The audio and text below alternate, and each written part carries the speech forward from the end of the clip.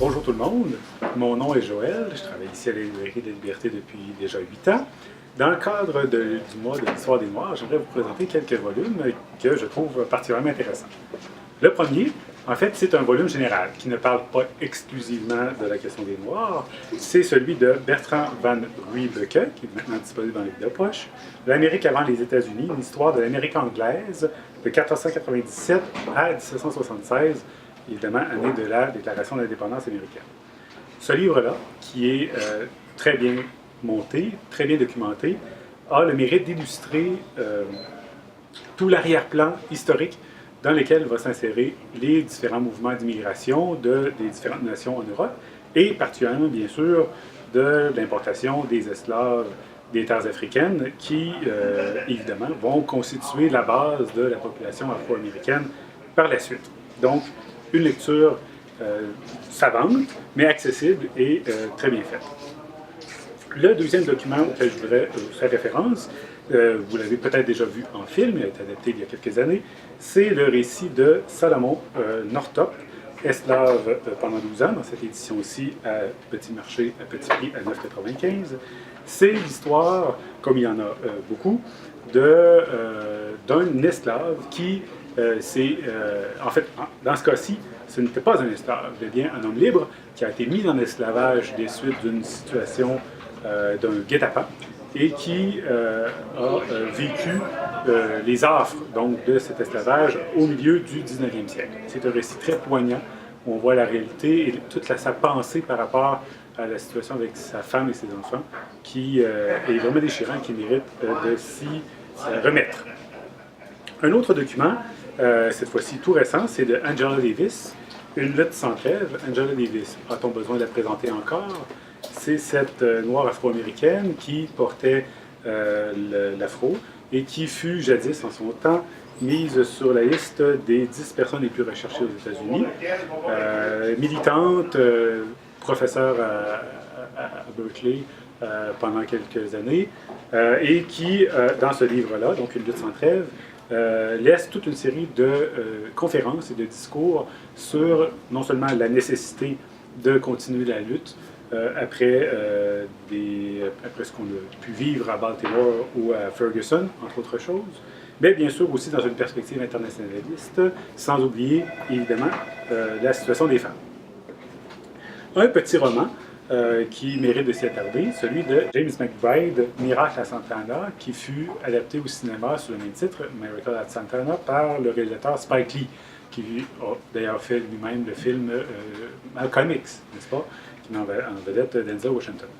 Bref, dans ce roman, qui est extraordinairement bon, c'est l'histoire du fameux bataillon américain qu'on appelait les Buffalo Soldiers, c'est-à-dire le 92e, 93e régiment d'infanterie, qui furent mobilisés en Italie lors de la campagne d'Italie et qui, sous l'égide d'un commandant blanc, ont un peu été envoyés à la casse et ils ont réussi, malgré ce qu'on pouvait y s'attendre, du moins partiellement, la mission auquel on les avait voués. Et c'est un livre absolument profond dans lequel aucun personnage n'est ni blanc ni noir. On traite à la fois des partisans, des résistants italiens, des fascistes, des nazis, bon, des Américains blancs et noirs. Enfin, et tout ce beau monde est profondément humain et est taraudé par des questionnements profonds. J'aimerais vous présenter par la suite quelques documents, dont de romans graphiques ou de BD, si vous préférez. Dans un premier temps, Motherfucker, qui, malgré son titre en anglais, est bel et bien en français, bien sûr. C'est l'histoire, c'est complet même dans cette édition-ci. C'est une histoire très bien montée qui s'articule en 10 courts chapitres qui illustrent chacun les 10 points des revendications de la plateforme politique du Black Panthers Party de 1866. Le roman graphique est savamment rendu par des dessins très poignants. La finale est absolument extraordinaire. Donc, c'est à lire pour mieux comprendre ce qui a pu pousser des gens à militer pour le Black Panthers Party. Je joins à des suggestions de romans graphiques 2 autres titres que je n'ai malheureusement pas en main pour l'heure, parce qu'on les vend régulièrement. Dans un premier temps, Panthers in the Hole, par les frères Seynou, qui, aussi malgré son titre en anglais, est en français, et qui illustrait le combat des fameux trois d'Angola, des militants des Black Panthers Party, qui furent mis non seulement en prison, mais qui furent mis en isolement 23 heures sur 24 pendant des années. Et le dernier personnage, il y a eu comment dirais-je, une suite juridique à la chose dans le courant de l'année 2016. Bref, une vie militante qui mérite de s'y attarder. Et enfin, bien sûr, Wake Up America, toujours en français malgré son titre en anglais, dont on attend le troisième tome. Il y a 2 tomes parus, avec John Lewis comme personnage principal. John Lewis étant le dernier Afro-Américain toujours vivant aujourd'hui qui a pris la parole lors de la Grande Marche à Washington en 1963, donc, et qui a lui aussi livré un discours au même moment où Martin Luther King livrait le sien, I Have a Dream, bien sûr.